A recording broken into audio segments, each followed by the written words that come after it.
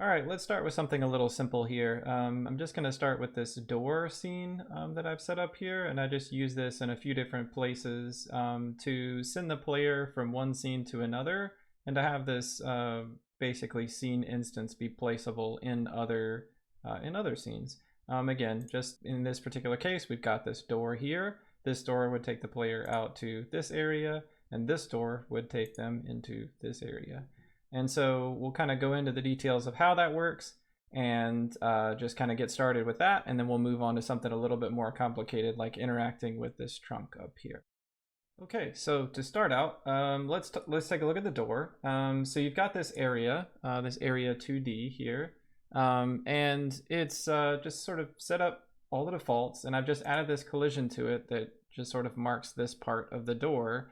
And what this will do is if the player collides with this section, it will sort of flag an event to happen. And the way that we sort of catch that event is by going into this node tab here on that area 2D and going down to body entered here and then effectively hitting connect. And then you would connect that to the door, and you'd have to have a script there. And then when you do that, it will generate this method here. And in this particular case, what I'm doing with this method is saying if the body that entered or basically collided with that collision there is the player, then we're going to change the scene. A pretty simple approach there, and that scene gets set just on the actual door object itself, so you can set the scene there. Or if there is no scene there, it's going to use the owner's door scene, and you can see an example of that over here on the house. You've got the door scene here, and that has an instance of this door in it, and so it will look for that owner's door scene if it doesn't have one on the actual door, which it doesn't here. So it's going to pull that from there. And to see that sort of in action, if you look at this house here, I've got this door scene pointed to this Eve's house here.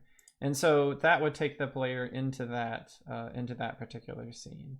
A nice way to transition that in the case of this one, on the inside, I've got this other door here, but I've just got it directly dragged into there, so not attached as any other instance inside of another scene there, but just on the top level scene here. I just have that door there, and I've just attached and said that one's going to go back out to the world that's outside there. All right, let's take a look at something a little bit more complicated now. I've got this interact scene over here set up, and so you'll notice it's very similar. You've got this area 2D here. You've got some signals wired up there, and you've got a script on the top level item there. You'll notice this top level item is a position 2D. I'll get into more detail about like why that's important here in just a minute. But with this area 2D, you'll notice that we've not only wired up one, but we've actually wired up two of these things, an entered and an exit. And this is going to allow us to interact and sort of close that interaction or do something when the interaction is over, as well as when it begins. So yeah, so I've got these things wired up, and again, you would just click on the body entered, connect, and then you would connect it to your top level item. And that's going to give you these two methods here. It's going to wire up these two methods for you. And so when something enters that area for that piece there, it's going to look and say, is that body interactive? And this is just a class that I've created.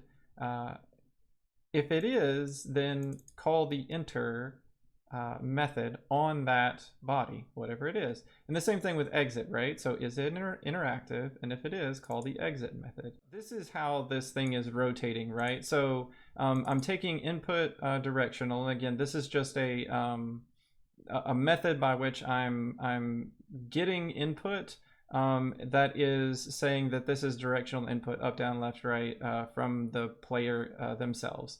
And so I'm doing this via signals.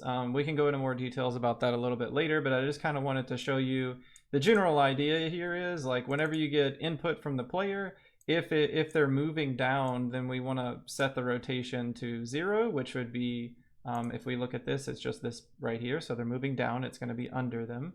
And then if we look at the up, it's 180. and left would be 90, right? Right would be -90. So you're just rotating it around whatever it's connected to. In this case, it's going to be the player, but it could be anything. So it'll just rotate it to the left. You're moving to the left, to the right, and up, so on and so forth, right? So this is how that's sort of moving that so that the player will be able to interact with things in front of them.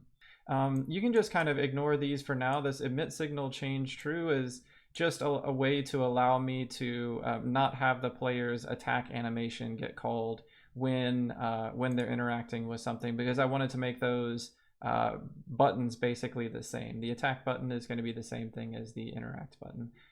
It's going to be like a general action button. So you can just kind of ignore those. You may need that in your particular case. If you do and you need to know how this kind of thing works and you kind of want to set that up, let me know, leave a comment. I may be able to sort of go over more detail about how signals work and things like that. But this is kind of a general idea of how this piece works, right? So then you would take this interact, right, and you would connect it to your player. And then when your player moves around, this interact is just going to sort of move in front of them. And I can quickly show you that if we go over to debug and we set visible collision shapes and we play, you can see that in front of them there, they've got that little collision box. That's the area 2D that defines the interact, like where they would interact with something. Let's go into a little bit of detail here about how that works. So let's take a look at this interactive piece here. So you saw in the interact, we have this body is interactive. Well, what is that? So that's this little class that I've set up. And the idea behind this is that it's going to effectively be something that, that we're going to use to extend to create new items. So in the case of a trunk will extend this interactive class. And what that's going to do is it's going to make the trunk interactive of some sort, right? So if the player enters the space of that trunk with that interact collision, if that touches this trunk, in this particular case, we're going to be looking at, right? So let's use that as an example. If that collision enters that space of that trunk, then it's going to fire this inner method, right? Because if we looked at that right here, it's going to call that inner method on that interactive object. So it's going to call inner and it's going to set interacting to true. Again, defaulted to false, right? But it's going to set it to true. And then whenever that happens, it's going to call this on enter method, right? So that on enter, you can see I've got some kind of empty methods down here. This is a little bit strange right now, but you'll kind of catch on here in just a second. The general idea for this is to just set up some base methods in case that you don't overwrite these with whatever script you set up. If you don't overwrite these methods, then they just kind of pass and nothing happens, right? So that's preferable.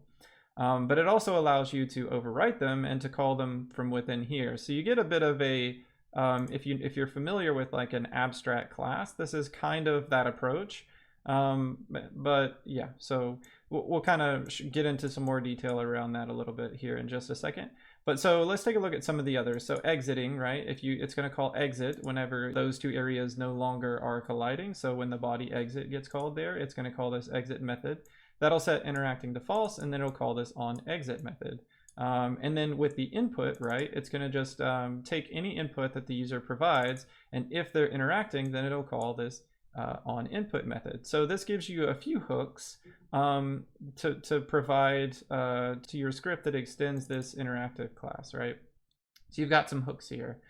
And in practice, the way that this looks is you've got this, so on exit, I'm going to play a close animation.